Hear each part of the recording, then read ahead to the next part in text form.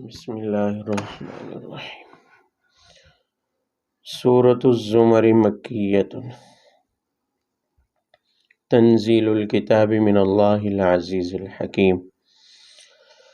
انا انزلنا الیک الکتاب بالحق فاعبد اللہ مخلصا لہ الدین الا للہ الدین الخالص والذین اتخذوا من دونه اولیاء ما نعبدهم الا لیقربونا الی اللہ زلفی ان اللہ یحکم بینہم فیما هم فیہ یختلفون ان اللہ لا یہدی من هو کاذب کفار لو اراد اللہ ان یتخذ ولدا لاصطفى مما يخلق ما يشاء سبحانه هو اللہ الواحد القہار۔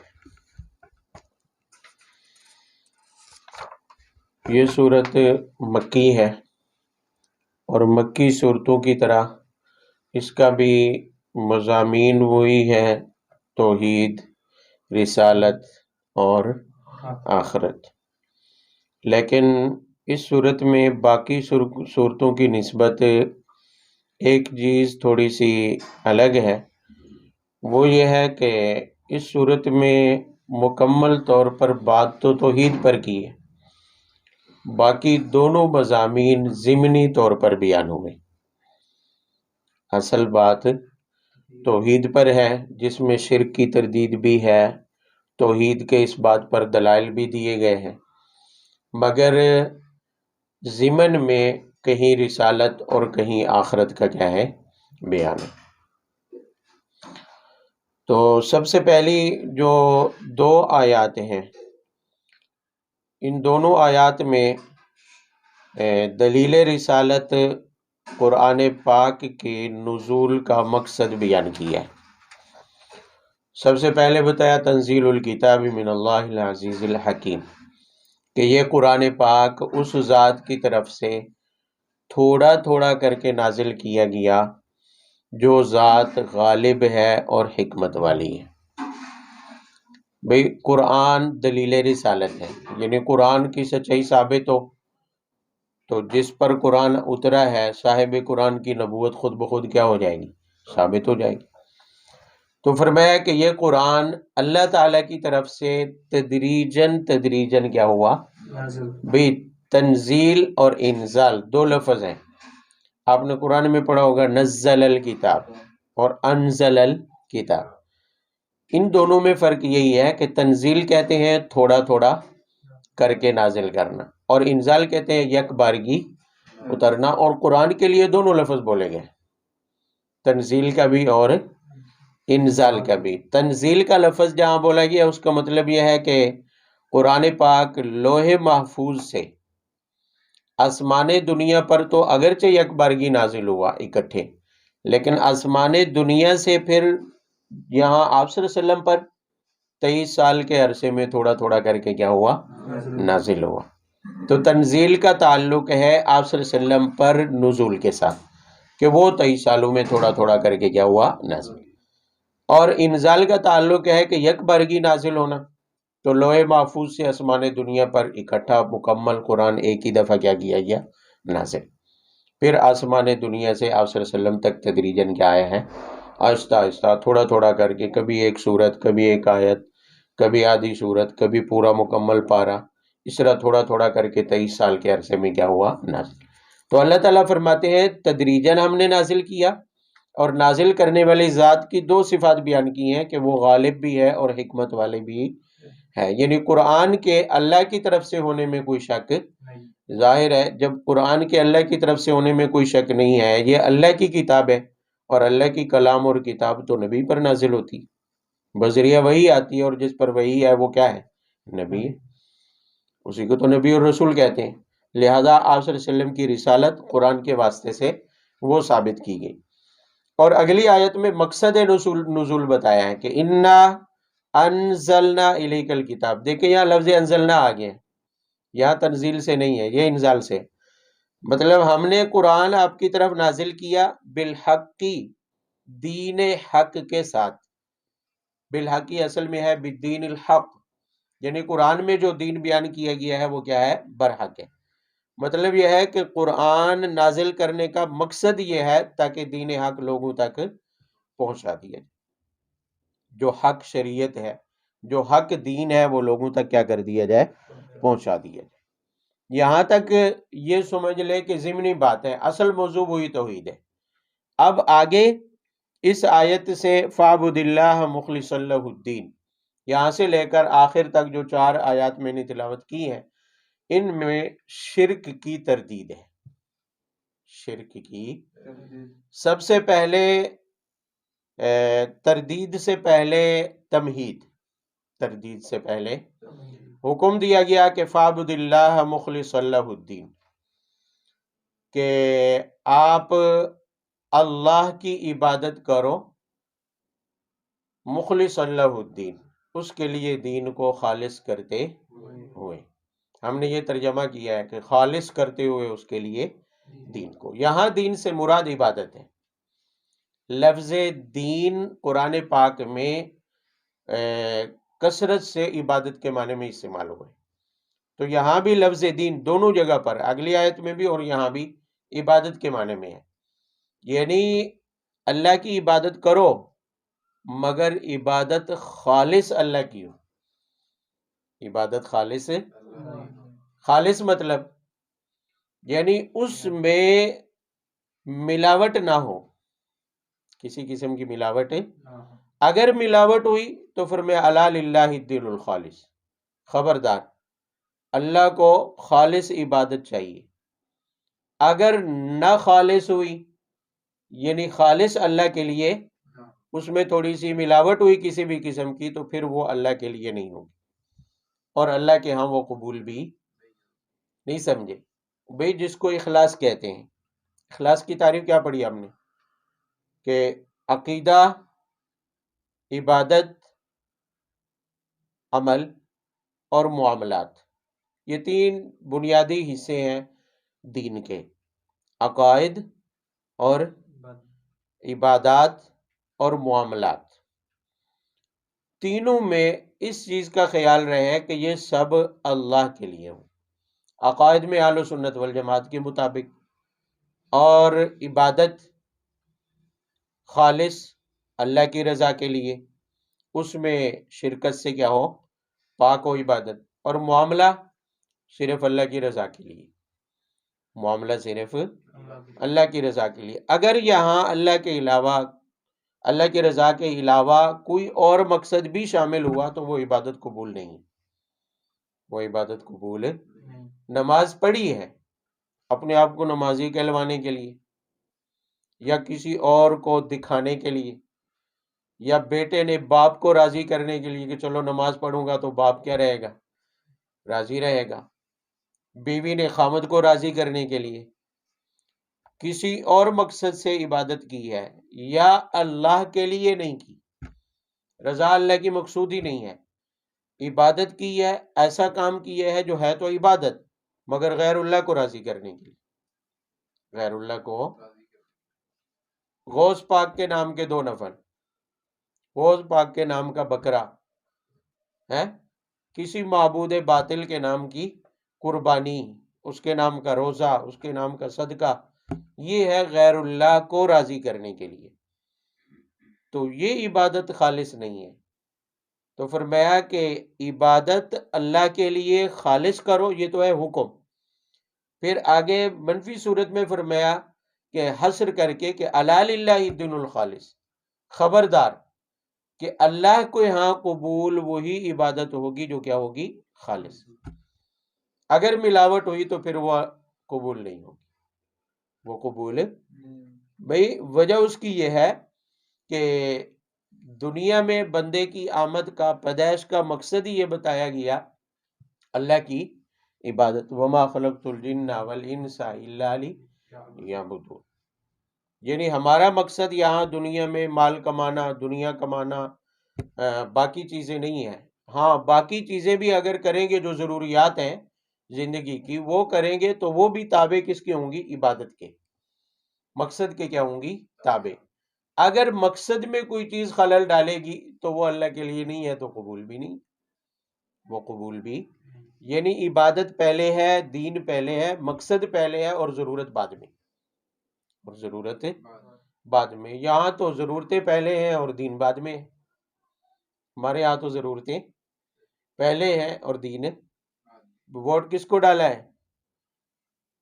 وہ جس نے روڈ بنوا دیا ہمیں، جو ہماری نالی بنوا کے دے گا، سولنگ ڈلوا کے دے گا، یعنی وہ مقصد تو نہیں ہے، حالانکہ وہ تو ضرورت ہے، وہ تو کیا ہے، اور مقصد کیا ہے؟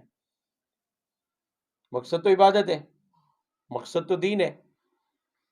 اسے نافذ کس نے کیا ہے یا کرنے کا ارادہ رکھتا ہے، میں اس کے ساتھ، وہ بعد میں دیکھیں گے، وہ بعد میں۔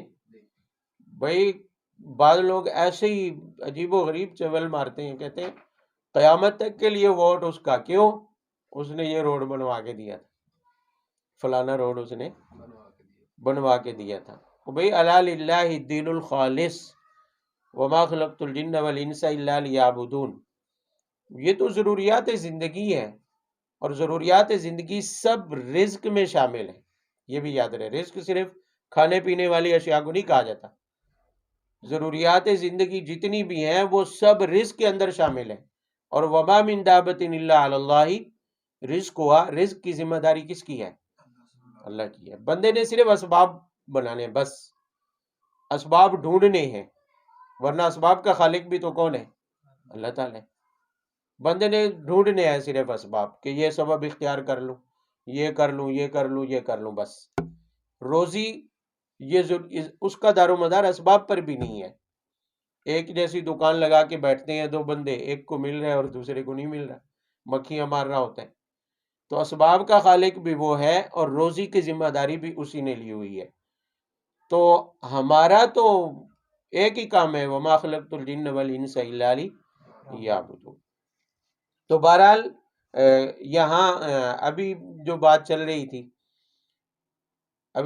رہی تھی میں نے کہا کہ اب اس بندے نے صحابیہ کی گستاخی کر دی، حضرت ہندہ، حضرت ابو سفیان رضی اللہ عنہ کی بیوی ہیں، حضرت امیر معاویہ کی والدہ ہیں، اور رسول اللہ صلی اللہ علیہ وسلم کی ساس ہیں، حضرت ام حبیبہ رضی اللہ عنہ، جن کا نکاح نجاشی نے حبشہ میں رسول اللہ صلی اللہ علیہ وسلم کی طرف سے وکیل بن کر آپ کے ساتھ کیا تھا، ان کی والدہ ہیں، اور فتح مکہ کے موقع پر مسلمان ہوئی۔ اب حکم تو یہ ہے کہ الاسلام یہدم ما کان قبلہ، بے زمانہ جاہلیت میں کیا گناہ کیے تھے، کیا جرم کیا تھا، اس کا اسلام کے ساتھ کیا تعلق ہے؟ کسی نے شرک کیا وہ بھی معاف ہے، یہدم ما کان قبلہ، اسلام سے پہلے جو گناہ کر چکے تھے وہ سب معاف ہے۔ وہ مشہور ہے کہ بندہ آیا تھا کہ میں نے بیٹی کو زندہ درگور کیا، کیا میرا یہ گناہ معاف ہوگا؟ کوئی آیا کہ میں نے زنا کا ارتکاب کیا، کیا وہ معاف ہوگا؟ کسی نے کہا میں نے شرابیں پی ہیں، یہ زیادتیاں کی ہیں، تو حکم ایک ہی تھا، الاسلام یہدم ما کان قبل، پہلے کیا کیا اللہ تعالیٰ کو اس سے غرض نہیں ہے، مسلمان ہو جانے کے بعد جب اسلام کا اقرار کیا ہے اور رسول اللہ صلی اللہ علیہ وسلم کی صحبت اٹھائی ہے، تو اس کے بعد تو پچھلی گناہ جو زمانہ جاہلیت میں انہوں نے کیے ہیں، زمانہ کفر میں کسی نے کیے ہیں، تو وہ تو کسی کے کھاتے میں نہیں ڈالے جائیں گے۔ اور یہاں اس بندے نے جو گستاخی کی ہے وہ کون سی کی ہے؟ پہلی بات تو یہ ہے کہ یہ روایت مشہور تو ہے کہ ہندہ نے غزوہ احد میں حضرت حمزہ جو آپ صلی اللہ علیہ وسلم کے چچا تھے ان کا کلیجہ چبایا تھا، مشہور تو ہے یہ روایت، لیکن مسند نہیں ہے، صرف مشہور ہے، روایت غیر مستند ہے، صرف مشہور ہو گئی لوگوں کی زبانی۔ ایک تو اس کی یہ جہالت کہ اسے یہ نہیں پتا کہ یہ واقعہ کیسا ہے، اور دوسرا جہالت کے اوپر جہالت کہ وہ آج کی ایک سیاستدان عورت کو تانا دے رہا ہے کہ تو ہندہ جیسے جو ہے نا لوگوں کا خون پینے والی ہے، نعوذ باللہ من ذالک۔ حضرت ہندہ صحابی ہے، مسلمان ہو جائے، اگر بالفرض وہ واقعہ مسند بھی ہوتا تب بھی اسلام سے پہلے کا گناہ ہے۔ حضرت وحشی بن حرب رضی اللہ تعالیٰ عنہ، جن کے بارے میں یقینی طور پر ثابت ہے کہ وہی قاتل تھے حضرت حمزہ کے، مسلمان ہوئے اور کسی کے واسطے سے پوچھوایا کہ کیا میرا یہ گناہ معاف ہوگا؟ آپ نے فرمایا الاسلام یہدم ما کان قبلہ۔ چچا حضرت حمزہ رسول اللہ صلی اللہ علیہ وسلم کے چچا ہیں، ان کا قاتل ہے، کہا کہ آپ کا اسلام قبول ہے، وہ گناہ بھی ختم، مگر ایک گزارش ہے کہ میرے سامنے نہ آیا کرے، بس پیٹھ پیچھے بیٹھا کرے، مجھے چچا یاد آ جائیں۔ پھر رسول اللہ صلی اللہ علیہ وسلم تو اس بندے کو جو قاتل ہے قبول کر رہے ہیں، اور اسلام کہتا ہے وہ گناہ بھی ختم۔ حدیث پاک میں آتا ہے کہ قیامت والے دن دو بندے آئیں گے، ان دونوں کی حالت پر اللہ تعالیٰ مسکراتے ہیں، دو بندوں کی حالت پر۔ کون سے؟ فرمایا کہ ایک وہ کافر کہ جس نے کسی مسلمان کو جنگ میں قتل کر دیا، کچھ عرصے کے بعد پھر خود بھی مسلمان ہوں گے، نہیں سمجھے؟ اس کا وہ گناہ ختم، اگرچہ مسلمان کا قاتل ہے وہ، مگر گناہ کیا ہو گیا؟ الاسلام یہدم ما کان قبلہ۔ کفر جیسا بڑا گناہ ختم اسلام سے، تو قتل بھی گیا۔ یعنی اسلام سے پہلے کیا کرتے رہے وہ تو ختم ہو گیا، وہ کل عدم ہے، اللہ کے ہاں مٹا دیا گیا، مگر ہم آج اپنے آپ کو مسلمان بھی کہتے ہیں اور ہم اس کو تانا بھی بنا رہے ہیں، نعوذ باللہ اس کو لے کر ہم گستاخی بھی کر رہے ہیں ان کی شان کے خلاف۔ یہاں کیا ہوتا ہے، جو بات میں عرض کر رہا تھا وہ یہ ہے کہ اب میں کہوں کہ میرا تعلق کسی بھی سیاسی جماعت سے نہیں ہے، یعنی رکن نہیں ہوں میں کسی بھی سیاسی جماعت کا، اور آپ میں سے بھی شاید کسی نے بھی رکنیت فارم کسی جماعت کا پر نہیں کیا ہوگا۔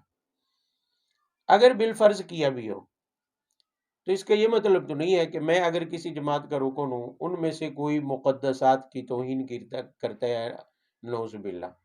مثلا ہم علماء کی جماعت کو پسند کرتے ہیں، جمعیت کو پسند کرتے ہیں، جمعیت کا کوئی بندہ بالفرض اللہ نہ کرے مقدسات کی توہین کرتا ہے، کسی صحابی کے خلاف، کسی صحابیہ کے خلاف، رسول اللہ صلی اللہ علیہ وسلم کی یا اللہ کی مقدسات میں سے کسی بھی چیز کی توہین کرتا ہے، تو بحیثیت مسلمان کے میری ذمہ داری کیا ہے؟ چپ کر جانا کہ میں اس جماعت کا رکن ہوں، میں جمعیت کی سپورٹ کرتا ہوں تو لہذا میں چپ کر جاؤں؟ میرا ایمان یہی تقاضا کرتا ہے، حالانکہ اسلام پہلے ہے، جماعت پہلے نہیں ہے، وابستگی پہلے نہیں ہے، پہلے اسلام ہے۔ اسلام کے اوپر تو پوری دنیا بھی اگر جاتی ہے تو چلی جائے، اسلام تو اسلام ہے، اسلام پہلے مقدم ہے، اسلام پر تو اپنی جان دینا لازم ہے، اسلام بچانے کے لیے اپنی جان قربان کرنا ضروری ہے ایمان کی حفاظت کے لیے۔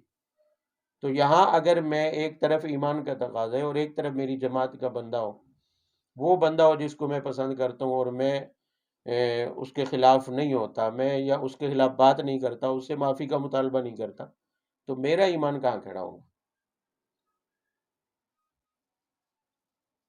اور جیسے باتیں چل رہی ہیں اس سے کوئی غرض نہیں کہ سیاسی طور پر کس کا کس سے اختلاف ہے، جو ہوتا ہے ہوتا رہے، مگر ایمان تو مقدم ہے نا۔ کوئی پی ٹی آئی میں ہے، پی پی میں ہے، نون لیگ میں ہے، جمعیت میں، ایمان تو ایک ہے، مولوی ہے، غیر مولوی ہے، ایمان تو سب کا جو ہے نا قیمتی ہے، ایمان تو سب کے لیے مقدم ہے۔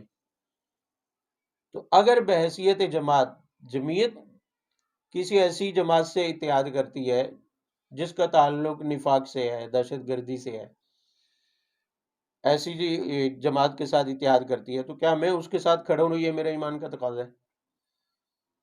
اب پی ٹی آئی اگر جا رہی ہے اتحاد کرنے، میں اس کو پسند کرتا ہوں، پسند کرنے کی وجہ سے میں یہ کہوں جی ٹھیک ہے شیعہ سے اتحاد کرے یا کسی قادیانی سے کرے، کسی کافر منافق سے کرے، کرتی رہے، حالانکہ وہ صرف ایمان دشمن نہیں ہے، وہ ملک دشمن بھی ہے، اور یہ تو پاکستان کی ماضی کی تاریخ گواہ ہے اس چیز کی۔ وہ تو مسلمان دشمن بھی ہے اور پاکستان دشمن بھی ہے جن کے ساتھ اتحاد کرنے چاہ رہے ہیں۔ وہاں مسئلہ اعمال کا بھی نہیں ہے، ایمان کا ہے، اور اس کا انجام پھر جو ہوگا پاکستان کے اوپر 98% سنیت، ان کے اوپر 1%، آدھے فیصد کو مسلط کرنے کی کوشش، تو نتیجہ کیا ہوگا؟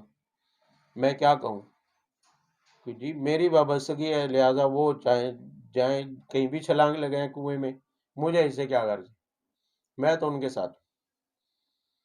کہ ٹھیک ہے آپ ان کے ساتھ رہو، آپ سے ایمانی تقاضا اور مطالبہ یہ ہے کہ جہاں جتنی آپ کی استطاعت ہے آپ ان کو روکنے کی کوشش کریں۔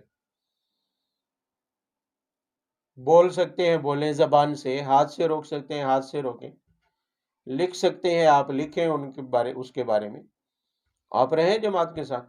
پھر بھی اگر دیکھتے ہیں کہ بھئی یہاں اتنا کافی نہیں ہے تو سائڈ پہ ہو جائیں، کون سی کوئی قیامت آ جانی ہے؟ بھئی ایمان پہلے ہے، مقدسات پہلے ہیں۔ آج اگر ہماری ماں کو کوئی گالی دیتا ہے تو ہم اس کا کیا حشر کرتے ہیں؟ جس ماں نے ہمیں جنا ہے، جن والدین نے ہمیں جنا ہے، کوئی انہیں گالی دے دے ہمارے سامنے تو اس کا کیا حشر کرتے ہیں؟ اگر کچھ نہیں کر سکتے تو ترک تعلق تو کر لیتے ہیں نا، بول چال تو چھوڑ دیتے ہیں نا، نہیں کرتے۔ اور آپ نے پڑھا ہے کہ نبی صلی اللہ علیہ وسلم اور آپ کی ازواج مطہرات کیا ہیں؟ امت کی مائیں ہیں۔ حضرت ہند کی بیٹی ہماری روحانی ماں ہے اور نبی کی زوجہ ہے، تو روحانی ماں کی ماں بھی تو کیا ہے؟ روحانی ماں ہے۔ اور النبی اولا بالمؤمنین، یاد رہے کہ ایک وہ والدین ہیں جنہوں نے ہمیں جنا، اور دوسرے وہ ہیں جو ہمارے روحانی والدین ہیں، جسم سے روح اولا ہے، روح مقدم ہے۔ النبی اولا میں یہی سمجھایا گیا ہے کہ تمہارے جو حقیقی والدین ہیں جنہوں نے تمہیں جنا ہے، نبی ان سے بھی زیادہ تمہارے اوپر حق رکھتے ہیں، نبی کا حق زیادہ ہے۔ جس ماں نے جنا ہے اس سے زیادہ حق امت کی روحانی ماؤں کا ہے۔ تو آج ہم اپنی ان ماؤں کے تقدس کے لیے کوئی گالی دے دے جنہوں نے ہمیں جنا ہے تو ہم سیخ پا ہو جاتے ہیں اور اسے انتقام لینے کے لیے کھڑے ہو جاتے ہیں، یا کم از کم اس سے ترک تعلق کر لیتے ہیں۔ تو کیا روحانی ماؤں کے تقدس کی حفاظت کے لیے ہم ترک تعلق نہیں کر سکتے؟ کیا ہم اس کے اوپر آواز بلند نہیں کر سکتے؟ یعنی ہم اتنے بے حس ہو گئے ایمانی طور پر، ہمارا ایمان اتنا کمزور ہو گیا ہے۔ اگر واقعی اتنا کمزور ہو گیا ہے تو ہمیں اپنے ایمان کی فکر کرنی چاہیے، ہمیں اپنے ایمان کو ٹٹول کے دیکھنا چاہیے کہ ہمارا ایمان اگر یہاں بھی غیرت نہیں آ رہی، ایمانی غیرت نہیں ہے، تو پھر تو ہمیں اس کے بارے میں فکر کرنی چاہیے۔ تو یہی کہا جا رہا ہے الا للہ الدین دین خالص ہو، دین کیا ہو؟ میری پارٹی کہاں کھڑی ہے، میں جس کو پسند کرتا ہوں، میرا لیڈر کہاں کھڑا ہے، میرا باپ کہاں کھڑا ہے، میرے والدین کہاں کھڑے ہیں، وہ بعد میں، پہلے یہ دیکھا جائے گا کہ دین کیا کہہ رہا ہے۔ بس دین خالص یہی ہے، اس میں معبودان باطلہ کی ملاوٹ بھی نہ ہو۔ معبودان باطلہ کی ملاوٹ یہی ہو سکتی ہے کہ میں ان کی رضا کے لیے کروں، کوئی بھی کام کروں تو ان کو راضی کرنے کے لیے۔ جب دین کا تقاضا یہ ہے کہ میرا معاملہ بھی اور میری عبادت بھی فقط اللہ کی رضا کے لیے ہو، تو پھر معاملے اور عبادت دونوں کو اللہ کی رضا کے لیے رکھنا اور خالص رکھنا، یہ کیا ہے؟ میرے ایمان کا تقاضا ہے۔ اگر کہیں آمیزش دوسری ہوگی، دوسری ملاوٹ ہوگی، اسی وجہ سے تو اسلام میں شخصیت پرستی حرام ہے۔ اللہ کی ذات کے بعد کسی ذات کی پوجا کیوں حرام ہے؟ اسی کو شخصیت پرستی کہتے ہیں۔ جب حضرت آپ صلی اللہ علیہ وسلم کی دنیا سے آپ پردہ فرما گئے، وفات کے بعد حضرت عمر نے تلوار اٹھا لی اور کہا کہ خبردار، کسی نے کہا کہ اگر نبی کی وفات ہو گئی ہے تو میں اس کی گردن اڑا دوں گا، اتنے میں ابو بکر آئے، تو کسی نے بتایا ابو بکر عمر یہ کہہ رہے، عمر ابو بکر آئے، ہٹایا، خطبہ دیا، اور سب سے پہلی بات حضرت ابو بکر نے کیا ارشاد فرمائی؟ کہا کہ سنو، اگر آج تک تم عبادت محمد کی کرتے تھے اور اللہ کی نہیں کرتے تھے تو سن لو کہ محمد قد مات، ان کی وفات ہوگی۔ ہاں اگر اللہ کی عبادت کرتے تھے اور اسلام کو اللہ کے لیے اپنایا ہوا تھا تو اللہ آج بھی زندہ ہے، اللہ آج بھی کیا ہے؟ زندہ ہے۔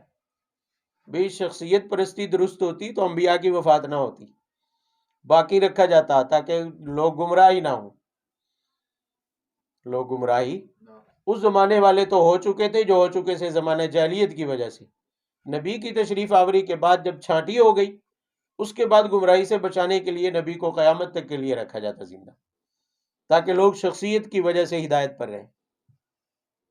لیکن یہ کیا ہوتی؟ شخصیت پرستی، اس لیے انبیاء کو ایک وقت کے بعد اٹھا لیا جاتا ہے۔ بات سمجھ آئی ہے؟ یہی بتانے کے لیے کہ اللہ کے لیے دین خالص ہو، یعنی ایمان کا تعلق کسی شخصیت کے ساتھ نہیں ہے، ذات کے ساتھ نہیں ہے۔ اگر ذات کے ساتھ وابستہ کر دیں گے تو پھر ایمان اور دین اللہ کے لیے نہیں ہے۔ اسی وجہ سے نبی کو ہٹا دیا جاتا ہے تاکہ آزمائش ہوتی رہے کہ بھی شخصیت کی وجہ سے انہوں نے یہ ایمان پر جمے ہوئے ہیں یا اللہ کے لیے ایمان ہے، اور یہ قیامت تک اسی طرح چلتا رہے گا۔ نبی نہیں ہے مگر پھر بھی ہدایت پر رہیں، ایمان کے ساتھ وابستہ رہیں اور دین کے ساتھ وابستہ رہیں، یہ آزمائش ہے قیامت تک کے لیے۔ اور حکم ایک ہی ہے کہ فاعبد اللہ مخلص اللہ الدین، الا للہ الدین الخالص، یہ توحید ہے اور اسی کو حقیقی توحید کہتے ہیں۔ یہ حکم دے کر شرک کی تردید کی ہے کہ اگر توحید دین خالص نہ ہوا، عبادت فقط اللہ کی رضا کے لیے نہ ہوئی تو پھر وہ قابل قبول نہیں ہے۔ اور آگے اس پر دو دلیلیں دی ہیں شرک کی تردید پر۔ مشرکین مکہ دو طرح کے شرک میں مبتلا تھے، دو طرح کے۔ ایک تو انہوں نے جو معبودان کی مورتیاں بنائی ہوئی تھی، ایک تو تھی وہ نیک لوگوں کی مورتیاں، انبیاء کی، صالحین کی، گزشتہ زمانے کے گزرے ہوئے نیک لوگوں کی۔ دوسری تھی فرشتوں کی مورتیاں۔ بھئی ان کے شرک کا خلاصہ یہ دو قسم کی مورتیاں تھیں، ایک نیک لوگوں کی اور دوسرا فرشتوں کی۔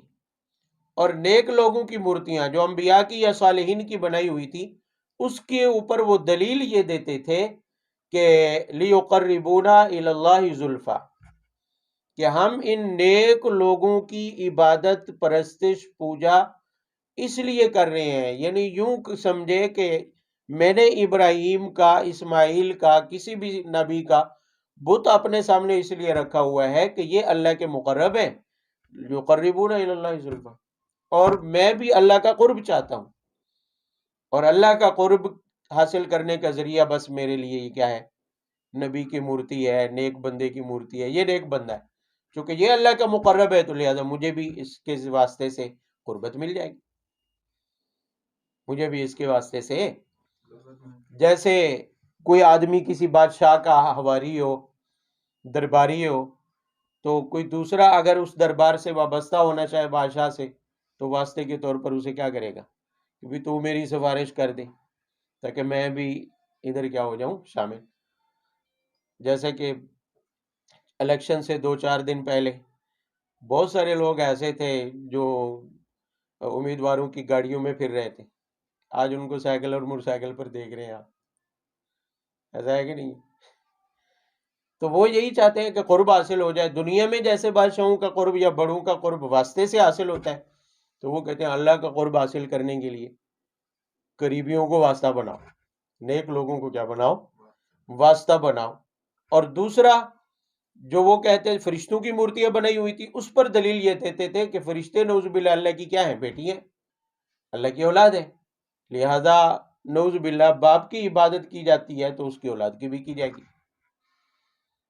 باپ کے لیے قربان تو اولاد کے لیے بھی قربان، فرشتے اللہ کی بیٹی ہیں۔ یہ ان کی دو دلیلیں تھی اور دونوں کی آگے تردید کی گئی ہے توجہ سے۔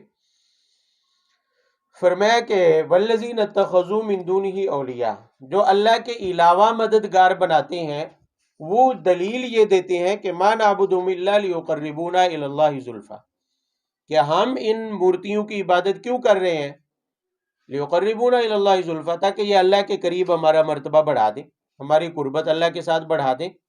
تو اللہ نے فرمایا ان اللہ یحکم بینہم، توجہ سے جواب کو نظر انداز کر کے دوسرے انداز میں جواب دیا گیا۔ فرمایا کہ انہیں یہاں جواب اگر دیا بھی جائے تو کوئی فرق پڑنے والا کیوں، اس لیے کہ یہ تو ہٹ دھرم ہے، یہ جواب نہیں مانیں گے، اس لیے یحکم بینہم فیما ھم فیہ یختلفون، فرمایا کہ جس میں یہ اختلاف کر رہے ہیں فیصلہ قیامت والے دن ہوگا، فیصلہ نہیں سمجھے، حالانکہ جواب پہلے دیا جا چکا ہے، قرآن میں تو کئی بار آیا ہے، یہاں جواب کو نظر انداز کر کے انہوں نے تو دلیل دی تھی کہ بھی ہم ان کے ذریعے قربت چاہتے ہیں، جواب کو نظر انداز کیا گیا، یہ کہا گیا کہ چھوڑو انہیں، یہ کہو کہ فیصلہ بھئی تم نبی سے اختلاف کر رہے ہو توحید کے معاملے میں، لہذا فیصلہ اللہ کے ہاں ہوگا، فیصلہ وہ فیصلہ کیا ہے وہ اگلے جملے میں بتا دیا کہ قیامت والے دن فیصلہ کیا ہونے والا ہے، اس کی علامت بتا دی، فرمایا لا یہدی من ہوا کاذب کفار۔ توجہ سے، ایک طرف نبی صلی اللہ علیہ وسلم ہے، آپ کہہ رہے ہیں کہ ان مورتیوں کی عبادت چھوڑ دو، وہ دوسری طرف مشرکین ہیں، وہ کہہ رہے ہیں کہ ہم انہیں اللہ کے قرب کا واسطہ بنا رہے ہیں، دلیل دے رہے ہیں۔ اللہ تعالیٰ فرما رہے ہیں کہ اس شخص کو ہدایت نہیں دوں گا دنیا میں جس میں جو دو گندی صفات ہوں گی، ایک کاذب اور دوسرا کفار۔ نہیں سمجھے بات، کاذب سچائی کو جھٹلانے والا، سچائی کو، کفار ناشکرا، حقیقی محسن کو چھوڑ کر حقیقی موہوم من گھڑت چیزوں کو اپنا محسن مان کر ان کی عبادت شروع کر دی۔ بھی ایک بت بنایا، کہا کہ یہ میرا محسن ہے کہ مجھے اللہ کے قریب کرے گا، اور اس کی عبادت شروع کر دی، حالانکہ وہ حقیقی محسن نہیں ہے۔ حقیقی محسن تو کون ہے؟ تو کفار۔ اس سے بڑا ناشکرہ کون ہوگا کہ پیدا اللہ نے کیا، نعمتیں اللہ نے دی، رزق روزی کے اسباب اور حفاظت کے اسباب اللہ نے بنائے دنیا کے اندر، مگر اس نے محسن اللہ کو بنانے کی بجائے ایک مورتی بنائی اور اس کو محسن مان کر عبادت شروع کر دی۔ تو اب فرمایا جس میں یہ دو صفات ہوں گی نا، سچائی کو جھٹلانے والا اور مونے میں حقیقی، محسن حقیقی، اللہ تعالیٰ کو بھول کر ایک موہوم بت کو محسن مان کر اس کی عبادت کیا کر دے شروع، تو ناشکرا اور سچائی کو جھٹلانے والا، یہ دو جس میں خاصیتیں ہوں گی، فرمایا وہ ہدایت پر نہیں ہے، اور قیامت کے دن بھی یہی فیصلہ ہو۔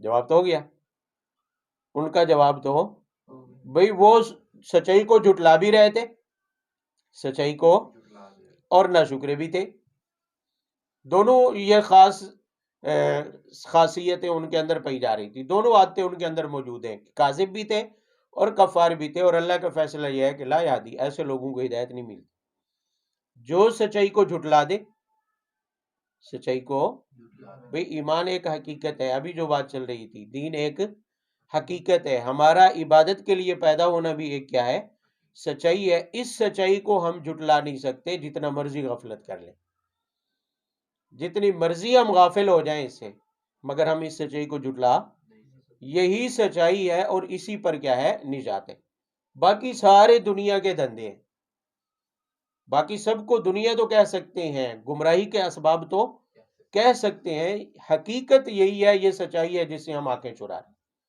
اور جو سچائی کو جھٹلاتا ہے اور اس سے آنکھیں چراتا ہے، اس سچائی کو جھٹلانے والے کو اللہ تعالیٰ فرماتے لا یاد۔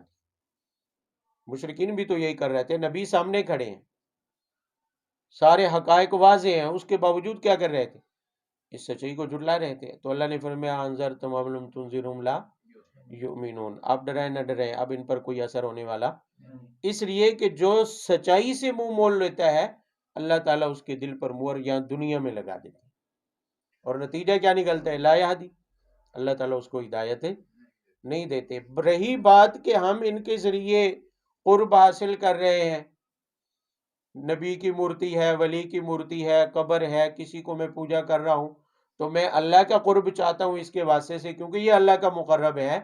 فرمایا کہ پہلے آپ پڑھ چکے ہیں، قرب کا ذریعہ عبادت ہے۔ قرب کا ذریعہ کیا ہے؟ اللہ کی عبادت ہے براہ راست۔ اگر اللہ کا قرب چاہیے تو ایمان کے ساتھ اور دین کے ساتھ مخلص ہو جائے۔ کسی بندے کو واسطہ بنا کر اللہ کا قرب حاصل نہیں کیا جا سکتا۔ اللہ کا قرب حاصل کرنا تو عبادت کے ذریعے، اللہ کی اطاعت کے ذریعے، فرما برداری کے ذریعے۔ یہی حکم تو انبیاء کو ہے کہ انبیاء کو یا کسی نیک بندے کو جو قرب ملا ہے کس وجہ سے ملا؟ کسی کو ولایت ملی، کسی کو نبوت ملی، کسی کو صحابیت ملی، شہادت کا درجہ ملا، تو کس وجہ سے؟ عبادت کر کے، اللہ کی اطاعت اور فرما برداری کر کے۔ وہ راستہ تو ہر ایک کے لیے کھلا ہے۔ اللہ نے کہیں یہ نہیں فرمایا کہ فلانے کا لڑ پھڑ کے آؤ گے تو، وہ کہتے ہیں نا میں فلانے دا لڑ پھڑیا، پنجابی میں کیا وہ نظم نعتیں بھی مشہور ہیں بھی کسی کے لڑ شڑ پکڑ کے نجات اللہ نے نہیں کہا کہ بھی فلانے کا پکڑ کے آ جاؤ، بلکہ اپنی عبادت، اپنی محنت، اطاعت، فرما برداری ہوگی اپنے اندر تو وہ آپ کو لے کے جائے گی، نجات اسی کے اوپر منحصر۔ اور رہی بات دوسری کہ لو اراد اللہ ان یتخذ ولدا لاصطفى، ماشاء اللہ، خوش آمدید۔ دوسری چیز میں نے شروع میں بتایا کہ مشرکین دو طرح سے شرک میں مبتلا تھے۔ ایک تو وہ کہتے تھے کہ یہ جو نیک لوگوں کی مورتیاں ہم نے بنائی ہیں یہ اللہ کے قرب کا کیا ہے؟ واسطہ ہے۔ دوسرا وہ فرشتوں کو اللہ کی بیٹیاں کہتے تھے، جیسے باپ کی نعوذ باللہ عبادت ضروری ہے تو اولاد کی عبادت بھی کیا ہے؟ اس کا جواب دیا اللہ نے۔ اللہ نے فرمایا کہ اگر اللہ تعالیٰ یہ چاہتے، اولاد بنانا چاہتے، ان یتخذ ولدا، اگر اللہ تعالیٰ کو اولاد بنانی منظور ہوتی تو فرمایا لاصطفیٰ مما یخلق ما یشاء، اللہ تعالیٰ اپنی مخلوقات میں سے جس کو چاہتے چن لیتے۔ نہیں سمجھے بھئی؟ یہ تو مشرکین کہہ رہے ہیں نا کہ فرشتے اللہ کی کیا ہے؟ بیٹیاں ہیں۔ اللہ تعالیٰ فرما رہے ہیں کہ اگر میں چاہتا ہے اولاد بنانا، اور وہ بھی اپنی مخلوق میں سے جس کو میں نے پیدا کیا، جس کو میں نے، تو میں مخلوق میں سے جس کو چاہتا چن لیتا۔ جو تم میرے لیے منتخب کر رہے ہو ضروری تو نہیں وہ میری اولاد ہو، ضروری تو نہیں کہ وہ میری کیا ہو بھئی۔ اگر مجھے اولاد چاہیے ہوتی تو میں بیٹیاں کیوں بناتا؟ انسانوں میں سے طاقتور تو کون سمجھا جاتا ہے؟ مرد۔ جن سے انسانیت میں طاقتور کس کو سمجھا جاتا ہے؟ عورت تو کمزور ہے، تو میں کمزور کو کیوں چنتا؟ مرد کو چن لیتا۔ نہیں سمجھے؟ اللہ تعالیٰ فرما رہے ہیں کہ اس سے بڑی بھی مخلوقات تو ہے میری، آسمان ہے، بلند و بالا پہاڑ ہیں، بڑے بڑے سمندر ہیں، طاقتور مخلوقات بھی تو ہے میری، میں تو جس کو چاہتا بنا لیتا اپنی اولاد۔ مخلوق کو ہی اولاد بنانا تھا نا۔ اگر بالفرض اللہ تعالیٰ کہتے ہیں میں کسی کو اولاد بناتا تو ان کو کیوں بناتا جنہیں تم بھی کمزور سمجھتے، جنہیں تم بھی کیا ہے، اور وہ بھی تم نے میرے لیے چنی ہے۔ میں منتخب کرتا اگر بالفرض اولاد تو اپنی مرضی کی طاقتور چاہتا، لولی لنگڑی اولاد تو کوئی نہیں چاہتا۔ ہر کوئی یہی کہتا ہے نا یا اللہ صحت مند تندرست اولاد عطا فرما، یہی خواہش ہوتی ہے نا، اور وہ بھی بیٹا۔ تو اپنے لیے تو طاقتور، صحت مند، اور اللہ تعالیٰ کو خود چن کے دے دی کہ تمہیں یہ بیٹیاں مبارک ہوں، نعوذ باللہ من ذالک۔ تو اللہ تعالیٰ فرماتے ہیں اگر مجھے اولاد بنانے کی غرض ہوتی تو اپنی مخلوق میں سے کسی اور کو بھی میں چن سکتا تھا، سو میں نے کسی کو نہیں چنا اولاد بنانے کی، نہ ہی میری کوئی اولاد ہے۔ اللہ تعالیٰ تو اس سے کیا ہے؟ دوسرا جواب دیا ہے سبحانہ، فرمایا کہ اللہ تعالیٰ اس سے کیا ہے؟ وہی بات کہ بھی اولاد تو ہم جنس ہوتی ہے، انسان کی اولاد انسان ہوتی ہے، انسان کے گھر انسان ہی پیدا ہوتا ہے نا۔ تو فرمایا اللہ کی اولاد بھی اگر اللہ کی کیا ہو، ہم جنس ہو، تو وہ کیا ہوگی، معبود اللہ کی طرح، یہ تو شرک ہے، یہ کیا ہے، اور یہ جائز نہیں ہے۔ اور اگر دوسری صورت کہ اللہ کی اولاد ہو مگر ہم جنس نہ ہو، ہم جنس کسی دوسری جنس سے ہو تاکہ شرک لازم نہ آئے، تو فرمایا یہ تو عیب ہے، اور اللہ تعالیٰ عیب سے کیا ہے، بھئی انسان کے گھر میں کتے کا بلہ پیدا ہو جائے، نعوذ باللہ، تو کیا عیب نہیں ہے، گدھا پیدا ہو جائے انسان کے پاس، بلی پیدا ہو جائے، چڑیا پیدا ہو جائے، پرندہ پیدا ہو جائے، تو غیر جنس سے اولاد پیدا ہو جائے تو انسان کے حق میں عیب ہے، انسان کے حق میں، اور اللہ کے حق میں عیب نہیں ہے۔ یعنی اللہ کی اولاد مانے تو دو ہی احتمال ہے نا، یا تو اللہ کی ہم جنس ہوگی تو وہ بھی اللہ، وہ بھی معبود، یہ تو شرک ہے، یا پھر دوسرا احتمال یہ ہے کہ اللہ کی اولاد تو ہو مگر ہم جنس کسی دوسری جنس سے ہو، تو دوسری جنس اگر کسی کے ہاں پیدا ہو جائے وہ تو عیب ہے، اور عیب سے اللہ تعالیٰ کیا ہے، سبحانہ، اللہ تعالیٰ اولاد سے کیا ہے، اولاد ہونے کے دو ہی احتمال ہیں اور دونوں باطل ہیں، تو اللہ تعالیٰ عیب سے کیا ہے، پاک۔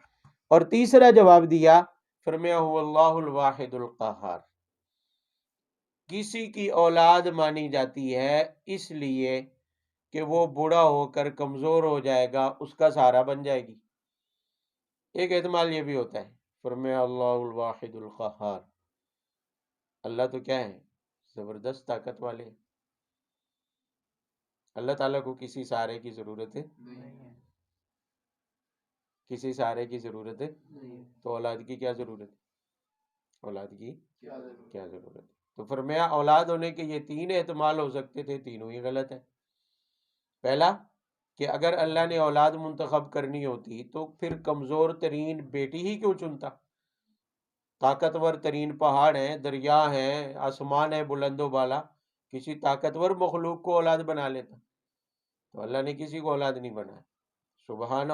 دوسرا فرمایا کہ اللہ کی اولاد یا جنس ہوگی یا غیر ہم جنس ہو تو شرک ہے، اللہ کی اولاد پھر اللہ ہوگی، معبود کی اولاد معبود ہوگی، یہ تو باطل ہے۔ اور دوسری صورت غیر جنس ہو تو یہ بھی باطل ہے، کیونکہ غیر جنس کیا ہے، خلاف جنس پیدا ہو جائے کسی کے پاس تو یہ عیب ہے، لہذا اللہ تعالیٰ عیب سے کیا ہے، پاک ہے۔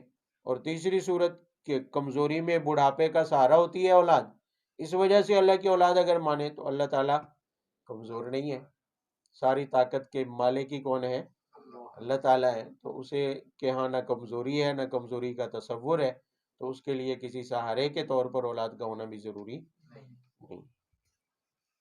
سبحان اللہ۔